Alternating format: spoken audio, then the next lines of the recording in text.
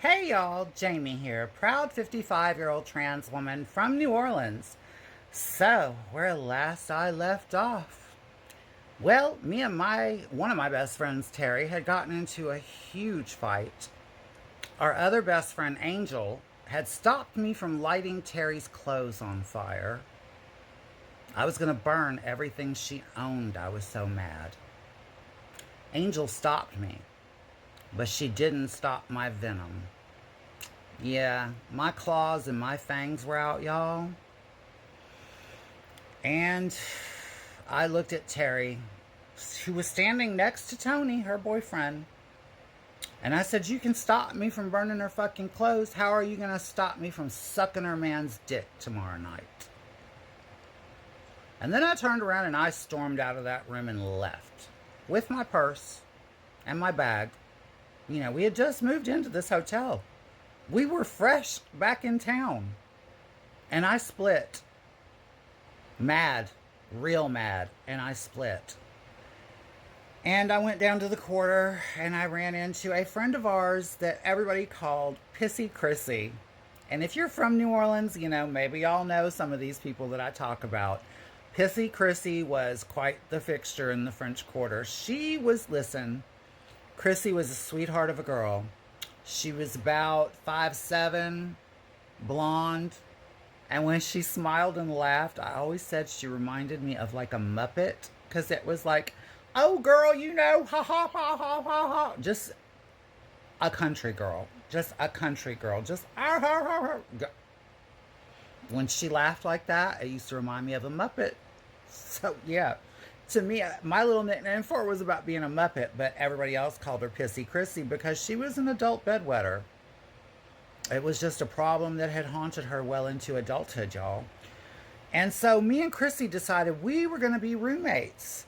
And we went and we got a hotel room on Tulane Avenue up the street from where Terry and Angel and Tony, you know, were staying at the Carib. This was at another place up the street. So we move in, and Chrissy tells me, "Jamie, I'm going to get you a job at the French Casino." Now, y'all, the French Casino was another strip club that was on Bourbon Street, and it was located on Bourbon Street across the street from world famous Papa Joe's, the female impersonator place that I used to work at once in a while. So I get hired at French Casino, and this place is straight out of Saturday Night Fever. They even had like the stage had those square colored lights on the dance floor that were like the discotheque, the old discotheque from the 70s. Really, it was kind of trippy. So we go to work there and we're doing our thing, and it was only a matter of like a few days, you know. And me and Chrissy pick up a couple of, you know, the day after we had that fight, y'all. Now, the day after, me and Chrissy, we got the night of, I went to the quarter, got Chrissy, you know, we talked, we decided to stay together. We got a hotel room out on Tulane, like I said. But the next day, I had made Miss Terry a promise, and I was still mad. And I walk into the bar down in the quarter, and what do I see? Tony, her boyfriend, standing there in the bar. What happened? I'm not proud of it. But 24 hours after I told her I would, Tony was down my throat choking me.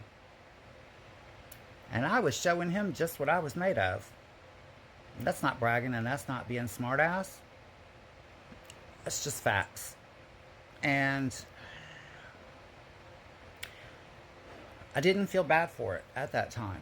Like, I was so mad. I was so mad. And to me, what he didn't realize, see, he really thought it was about him.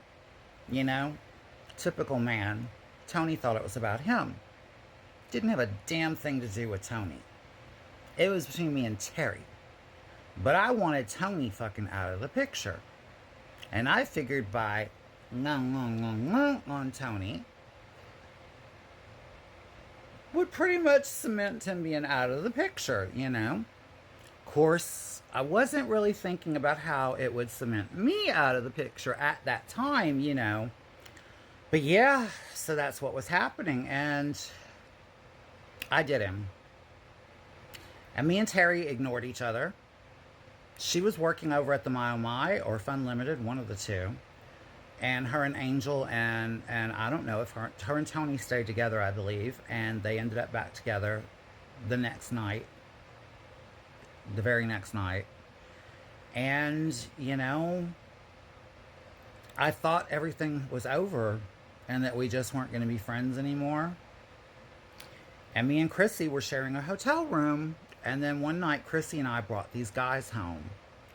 And y'all, we you know, listen, we were like little animals back in those days because she was in the bed with her piece of trade. I was in the bed with my piece of trade on the other side of the room. You know, it was very, y'all don't look over here, we won't look over there, but both beds were watching the other bed kind of thing. It was very that. And so then we all fall asleep until I hear the guy scream because Chrissy pissed on him in the bed. Yeah, y'all, I told y'all her name was Pissy Chrissy. She would sleep tucked and the boy cuddled up to her back. And so when she peed, yeah, she pissed all over him. Just pissed right straight back on him like a cat. And the boy got pissed and he left. And then we settled back down and went to sleep until about 6 o'clock in the morning when I was woken up out of a dead drunken sleep by bam, bam, bam. New Orleans Police Department. Open the door. I crawl out of bed, stagger my drunk butt over to the door to open it, and y'all, before I could even say, who is it, when I opened the door, a picture of me is thrown in my face from about 2 years prior, and the cop is saying, James, yep, that's you, and grab me. And if y'all want to know what happened next, y'all know the routine. Be here tomorrow and I will too. I love you all. I love you all for watching, and I love you for the comments. Talk to you later. Bye-bye.